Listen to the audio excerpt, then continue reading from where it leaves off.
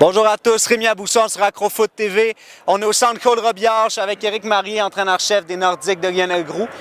Premier match de la saison vient de se terminer, ça ne s'est pas terminé comme j'aurais voulu. Défaite de 30-13 face au Phoenix d'André Grasset. Est-ce qu'on peut quand même retenir quelque chose de positif de ce match-là de votre côté? Bien, pour nous, ce qui va être important, c'est de retenir les 30 premières minutes. Les gars sont présentés. Puis, tu sais, comme l'affaire aussi, il faut se dire, c'est qu'on a 29 recrues dans notre alignement. Mais on ne veut pas que ça soit une excuse pour les joueurs. C'est une raison de plus pour travailler plus fort. Puis, en deuxième demi, on a réalisé que quand on fait des erreurs en D2, ça coûte pas mal plus cher qu'en D3. Et puis, Grasset nous ont fait payer de nos erreurs. Puis, moi, je suis encore convaincu après le match qu'André Grasset, c'est une équipe qui peut. Je serais pas surpris de les voir dans les 3 premiers du classement de la D2. Sans rien enlever aux autres équipes, André Grasset, c'est une grande équipe. On ne peut pas passer à côté.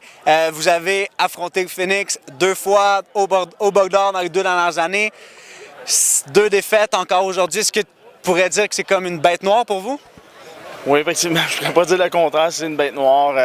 Ils trouvent toujours la solution en deuxième demi de nous battre. Puis les ajustements sont là, on n'exécute pas. Je pense que c'est aussi, à un moment donné, ça se passe entre les 2 oreilles. Puis je pense que les coachs, on a un travail à faire, un gros travail. Là, moi, le premier, pour redonner confiance à mes joueurs. Puis on va travailler là-dessus lundi. Il reste qu'il y a beaucoup de positifs. C'est la 6e année d'existence du programme. Ta 5e à toi en tant qu'entraîneur-chef. Vous passez de la Division 3 à la Division 2. J'imagine que ça, déjà, c'est un gros step pour vous? Oui, c'est un gros step. Évidemment, le recrutement, c'était très favorable pour nous quand on a changé de division. Donc, on avait un bon recrutement, puis on a eu il y a eu la grève. Nous, on était dans ceux que ça a été très négatif. Pour nous, on a tout près de 14 joueurs qui ont abandonné pendant l'été, donc il a fallu essayer de patcher un peu à gauche et à droite. Mais notre noyau est quand même là, donc on va travailler avec ces gars-là. On a des bons kids, une bonne esprit d'équipe, puis je pense que c'est positif pour l'avenir. Excellent. Peut-être en terminant, pour quelqu'un qui veut suivre les activités des Nordiques pour cette saison, si tu nommais 2-3 joueurs qu'il faut vraiment avoir à l'œil?